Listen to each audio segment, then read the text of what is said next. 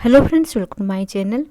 तो बीपीएससी जो टीआरई 3.0 का वैकेंसी आई है उसके लिए हम प्रैक्टिस सेट लेकर आए हैं प्राइमरी के लिए। तो इस चैनल पर डेली ऐसे ही प्रैक्टिस सेट करवाई जाएगी। तो अगर आप चैनल पर नए हैं तो चैनल को सब्सक्राइब कर लीजिएगा।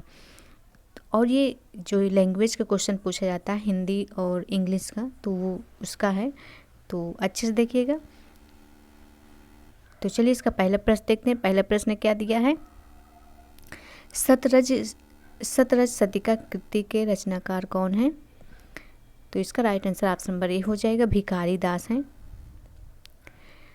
शतरंज शतिका कृति के रचनाकार भिखारी दास जी हैं। और ये प्रतापगढ़ के अधिपति पृथ्वी सिंह के भाई हिंदुपति सिंह के आश्रम में रहते थे। और इनकी और भी प्रमुख रचनाएं हैं, जैसे हैं रस सारांश है, काव्य निर्णय है, श्रृंगार निर्णय है। तो ये सभी इनकी और भी रचनाएं हैं। तो इसका right answer option number A हो जाएगा। नेक्स्ट देखते हैं, जयशंकर प्रसाद की किस कृति को पहले ब्रजभाषा में और बाद में खड़ी बोली में रूपांतरित कर दिया गया था? तो किस कृति को कर दिया गया था? तो प्रेम पथिक को। Right answer option number A हो जाएगा। जयशंकर प्रसाद ने प्रेम पथिक की रचना पहले ब्रजभाषा में लिखी थी और फिर बाद में उसे खड़ी बोली में रूपांतरित कर दिया था। ठीक है, तो राइट आंसर ऑप्शन नंबर इसका ए हो जाएगा। नेक्स्ट देखते हैं, पश्चिमी हिंदी की सर्वाधिक प्रमुख बोली इनमें से कौन है? पश्चिमी हिंदी की सर्वाधिक प्रमुख बोली इनमें से कौन है? तो कौन है? तो इसका right answer option number A हो जाएगा, ब्रजभाषा है। पश्चिमी हिंदी की सर्वाधिक प्रमुख बोली जो है वो ब्रजभाषा है। ब्रजभाषा साहित्य और लोक साहित्य दोनों में से ही समृद्ध है। यह मथुरा, एटा, आगरा, ग्वालियर, अलीगढ़ इन सभी में बोली जाती है। नेक्स्ट देखते हैं, प्रगतिवाद किसकी कृति है? प्रगतिवाद किसकी कृति है? तो ये शिवदान सिंह चौहान की है। Right answer option number A हो जाएगा। इनकी अन्य कृतियां हैं साहित्य की परख, आलोचना के मान्य, साहित्य की समस्याएं और नई समीक्षा। ये सब इनकी कृतियां हैं। नेक्स्ट देखते हैं, पत्रकारिता के स्तर से निबंध शैली को विकसित करने वाले प्रमुख लेखक कौन हैं? पत्रकारिता के स्तर से निबंध शैली को विकसित करने वाले प्रमुख लेखक कौन हैं? तो इसका राइट आंसर हो जाएगा option number C, Ramvriksh Benipuri हैं। रामवृक्ष बेनीपुरी हैं।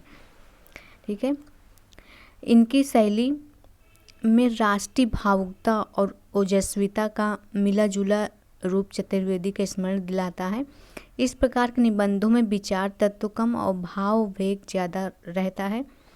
तो इसका राइट आंसर ऑप्शन नंबर हो जाएगा सी। नेक्स्ट है, अंगिका किस राज्य की बोली है?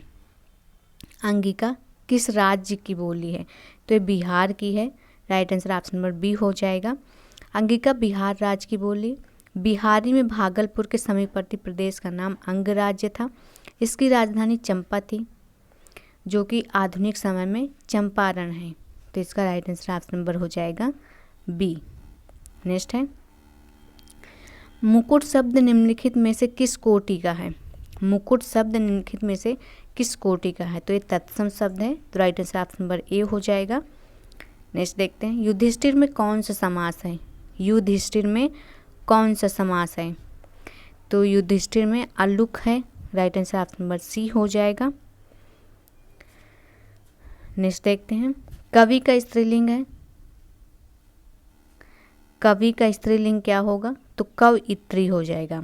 Right answer option number C हो जाएगा। और ये इसमें शुद्ध वाक्य भी पूछा जाता है, तो ध्यान से देख लीजिएगा, क्योंकि इसमें पूछ लिया जाता है तो कभी कभी तो कवित्री ऐसे लिखा जाता है, ये भी ध्यान दीजिएगा। ठीक है, जैसे देखते हैं, कर्ता के साथ ने का प्रयोग ना होना किस उपभाषा की प्रमुख विशेषता है? तो ये पूर्वी हिंदी की है। Right answer option number A हो जाएगा। हिंदी में, पूर्वी हिंदी में कर्ता के साथ ने का प्रयोग नहीं होता है।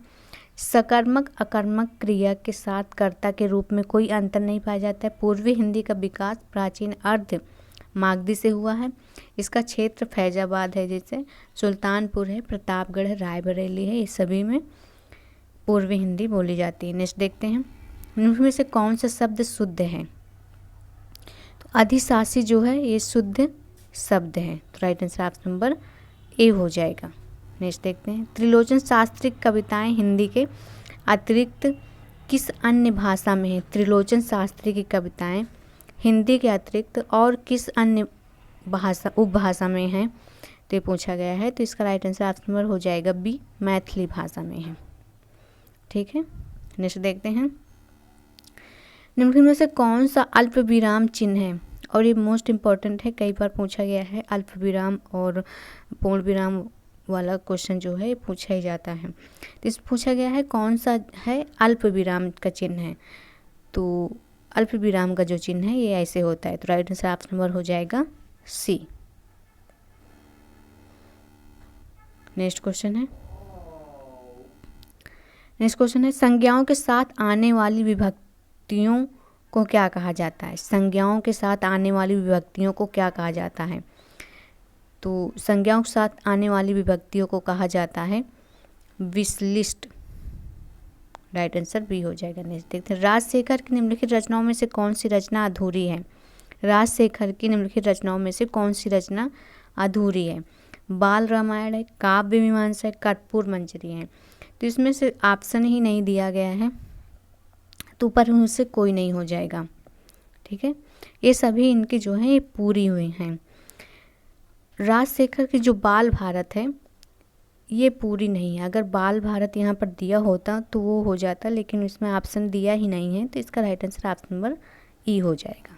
नेक्स्ट देखते हैं, हिंदी भाषा में वचन कितने प्रकार के हैं? हिंदी भाषा में वचन 2 प्रकार के होते हैं, एक वचन बहुवचन।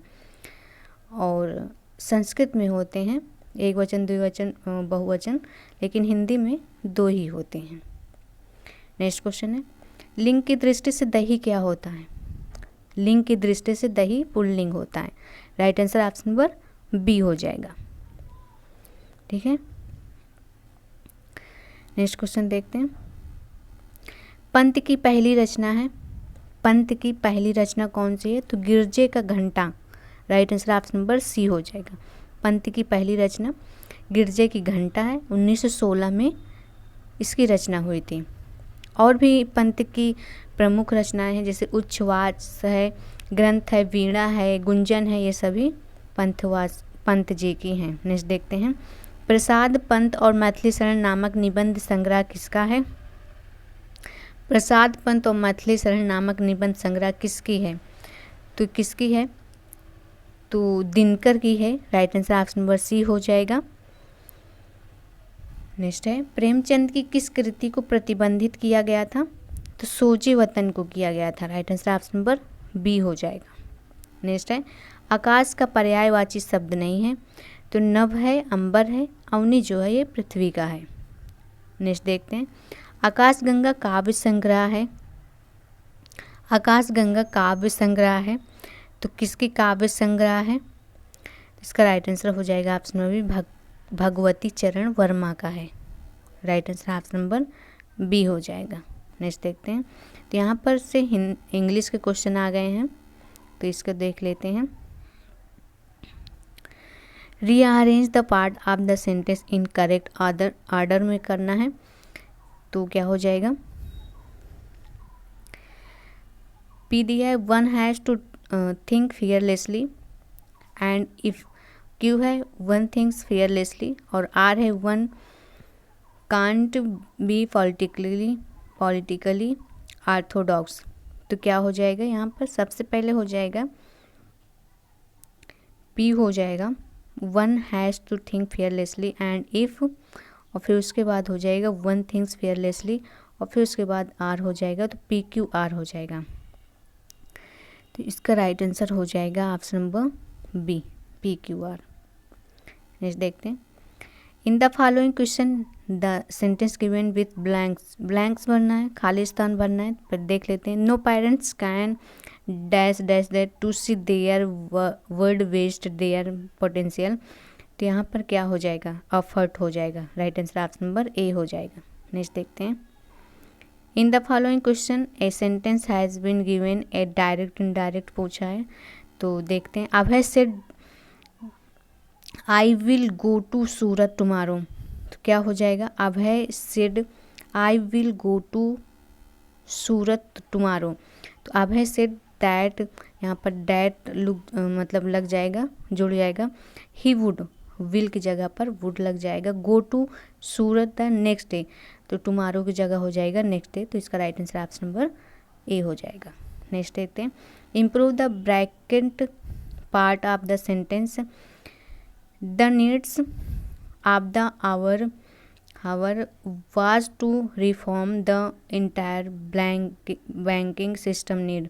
तो यहाँ पर नीड्स के बारे में पूछा है, ब्रैकेट में जो दिया है, तो यहाँ नीड्स नहीं होगा, यहाँ नीड हो जाएगा। राइट आंसर ऑप्शन नंबर हो जाएगा ए।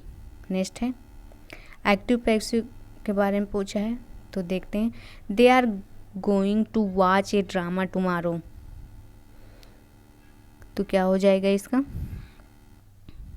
ए drama is going to be watched by them tomorrow. Right answer option number इसका हो जाएगा ए। नेक्स्ट देख, select the antonyms of amused. तो एंटोनिम्स क्या हो जाएगा इसका? एम्ब्यूस्ड का एंटोनिम्स पूछा है, तो एंटोनिम्स क्या हो जाएगा इसका? एक्सपोज हो जाएगा। Right answer option number A हो जाएगा। नेक्स्ट देखते हैं, in the following question out of the 5 alternatives select the alternative which is the best substitute of the phrase wide, in, range or effect। तो जो अनेक शब्द के एक शब्द होता है वही पूछा है, तो इसका wide, in, range are effect, इसका क्या हो जाएगा? तो स्वीपिंग हो जाएगा। Right answer option number A हो जाएगा। नेक्स्ट देखते हैं, choose the word with the correct spelling पूछा है। टॉक्सिसिटी में एस नहीं होगा, यहाँ पर जो यहाँ पर एस दिया है, यहाँ पर सी हो जाता तो सही होता, तो इसलिए गलत हो गया। ट्रेड्यूसर जो है ये सही है। रूबिकंट, इसका भी वाई नहीं होगा, यहाँ पर अगर आई होता तो सही होता, तो इसलिए इसका right answer option number B हो जाएगा। अगर वीडियो अच्छी लगी हो तो लाइक कर दीजिएगा और चैनल को सब्सक्राइब कर लीजिए। और जो समान अध्ययन का पेपर होता है उसका भी हम वीडियो बनाते हैं और डेली ही बनाएंगे, तो आप चैनल को सब्सक्राइब कर लीजिएगा।